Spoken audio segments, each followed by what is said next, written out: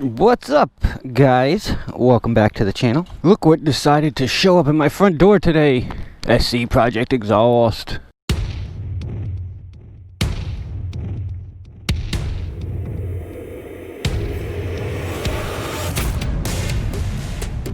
Now, I love it. Two things. One, taking out the baffle. Ridiculous. I had to take the muffler back off and hammer the crap out of that thing to get it out from the other side, because it was not pulling out this way. I mean, I almost thought they welded the thing in there, but got it out. Second thing, no bung. And it's a titanium pipe. Nobody wants to touch titanium. The hell? So now I got my little plug chilling here for now. I did order an adapter from Woolwich for the factory location, but I have a feeling it's not going to work. Plus, I'd rather have the wideband sitting in the exhaust so I can get a good reading. What are you going to do? It's beautiful. It's absolutely beautiful. So, we'll make it work. Now, we're going to go take it for a test drive. I'm going to go to Kohl's and drop off an Amazon return for anybody who has the same issue. Oh, that's throaty. God damn. This is the adapter that's most widely used for a 12mm to an 18mm. Doesn't work on this bike. Unless you're going to drop your oil pan or take your headers off, which at that point, if you pull your header off, get the stock location reamed out to an 18mm. Otherwise, this thing will not work because you cannot screw it in. It gets stuck on the oil pan. We'll see if Woolwich's one will work, because I'm just going to have a 10. Oh, what did I do? Oh, kickstand's down. Yeah, I know what I'm doing.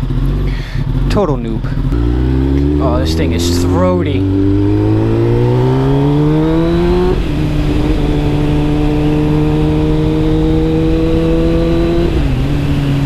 Oh, I love it. I love it.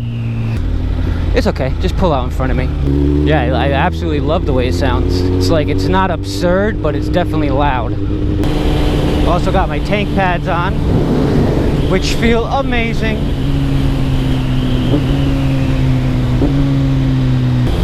I don't know how well you'll be able to tell over the mic with how this sounds compared to the Yoshi, but this is definitely a better sound.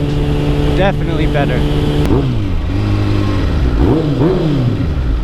I mean, that sounds good. It sounds mean now. The Yoshi was too tame. It just didn't have a good sound to it. Plus, I hated the polish look. The titanium is way nicer looking. I wish I could see my air-fuel ratio. It's very disappointing.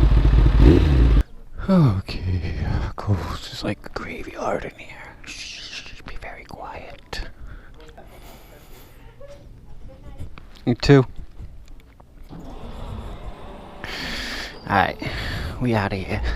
We going down, down, down, down, down, down, down, down, down, down.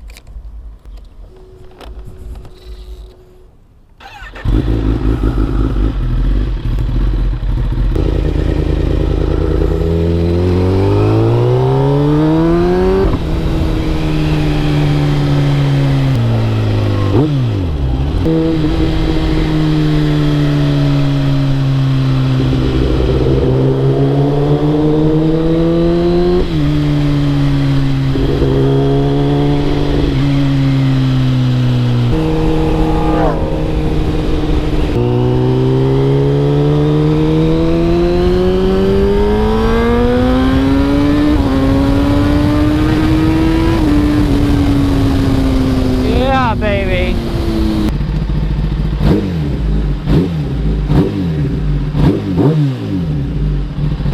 Now if I can just get my air-fuel ratio gauge going, I'll be happy.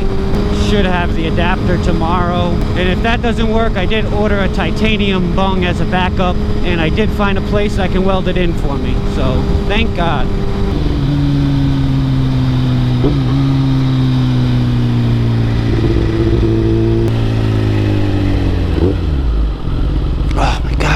Sounds so good. I mean, it's totally different. Totally. The idle is better than ever. I know I say that in like every video, but it is truly like, it's always good now. Doesn't really ever have any idle hunting once it's warmed up. But yeah, see? 10. You know why? Because there's no sensor. And that's what it takes for the idle to be smooth. Injector change, about 8%.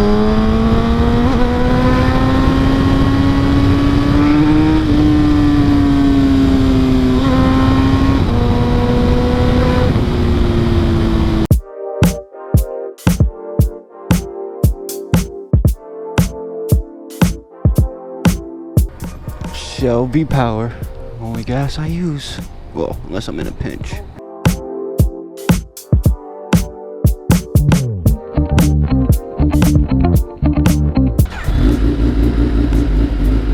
SC Project exhaust is what I would consider now complete. I got my Woolwich adapter. Don't know if you can see it. We'll go from underneath. I don't know if you can see it. I should have took a picture of it, but I'll post a picture of it right here. That is the Woolwich adapter. This one does work. The wideband sensor, of course, is not in the exhaust flow now. However, it does sit right at the end of this adapter. So it's probably about, man, it's tough to gauge, but I'd say probably about 3 millimeters out of the exhaust flow. Now, unfortunately, you're not going to get a cold start with the SC Project exhaust because I did turn it on just to make sure that the sensor was reading, and it's reading the same it was before. So we'll have to see if there's any real difference, but let's do a little sound. Ready? The thing is deep. I mean, it's very deep. And it's got a slight metallic sound to it, where the Yoshi was just very subtle. You could tell it had an exhaust on it, but it wasn't anything spectacular. It was just like an open exhaust. This has a very unique tone to it. It's deep, it's a little bit raspy, but just enough to not sound like a Honda Civic or anything. What I'll probably have to do is pull over up here, turn the auto tune back on, and let it readjust for the new exhaust, because it does seem like it's a little leaner. And that could be due to placement. I mean, that's the shitty part, is it's going to be tough to tell what's due to the placement of the wideband and what's due to the new exhaust.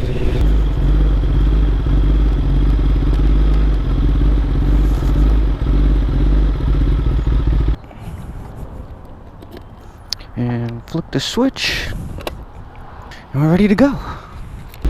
Alright, you can tell already the auto tune is doing its thing. Wanting to keep it at 13.5.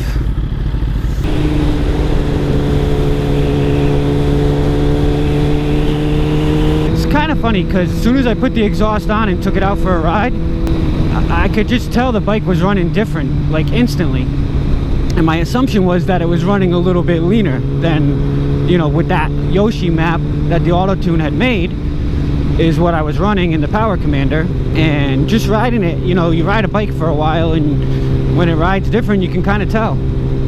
It definitely felt like it was probably running lean. I was getting a little popping again with the exhaust. I can already feel the auto tune working because I could tell down low. Look, I'm in 4th gear at a lower RPM. Kind of give it a little throttle. There's no grab, there's no hesitation. And if I open it up, it starts moving, you know, no duck, duck, duck, duck, duck. So I think it's doing its job. Worst case scenario, it would be making the bike a little rich because the sensor would be reading a few points off on the lean side, so it would be adding a little fuel to make up for that. However, I've also been told that the auto tune typically runs on the leaner side. So like if you put in 13.5, it adjusts to like 13.7 from what I've read. I mean, I don't know if that's true or not. I do have plans right now to take a trip to South Carolina for a little vacation. And if you're familiar with a man by the name of Chris Moore with Mafia, he's located in South Carolina. And he happens to have a drag racing school one of the days that I'll be up there. So I shot him an email this morning, asked if I came out there and wanted to do the drag racing school, if I could do that, and if it would be possible to try to get on the dyno around the same time. One eternity later.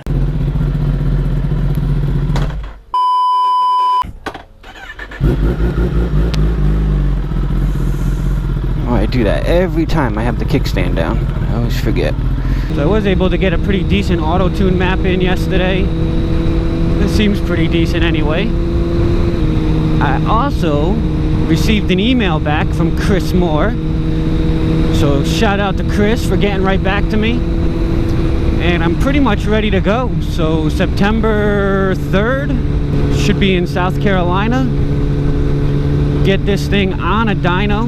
Make sure my tune is okay and see if there's anything else we can extract out of it. Yeah, so that should be a good time. I'm planning on taking his drag racing school while I'm down there as well. Can never hurt to pick up some tips from a professional for sure.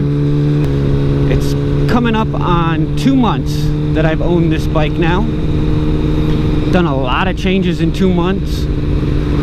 See if I can run down a quick list of everything I've changed. So as soon as I got it home, removed the Power Commander 5 and reinstalled it with my routing of wires. Removed the air filter, cleaned it out, changed the oil, replaced the filter obviously with a Kawasaki OEM, removed the front fender reflectors, removed the New Hampshire inspection stickers that were stuck to the front forks, like 4 of them. That was fun. And then started to really get to work. Put on the Woolwich, flashed a Euro map into the ECU, got the Power Commander 5 auto tuner, then got the Pod 300, started tuning the fuel, put on new tires,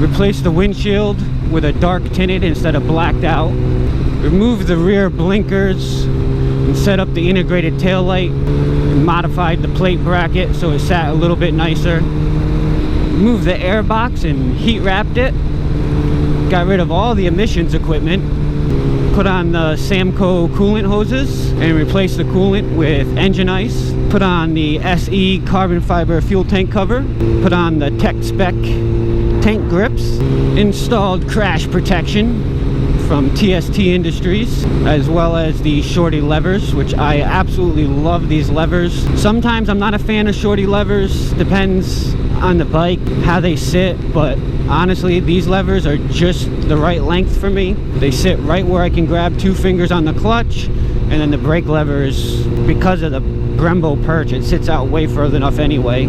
Oh, and the AIM dash. We can't forget about the good old AIM dash. Probably my favorite upgrade outside of the SC Project exhaust. My top 2 favorite upgrades. Most likely the very next thing on my to-do list is lowering the bike. I want to lower it about 3/4 of an inch to possibly 1 inch. Might get the Brock's rear lowering link and then just drop the forks on the clamps about 3/4 of an inch or so.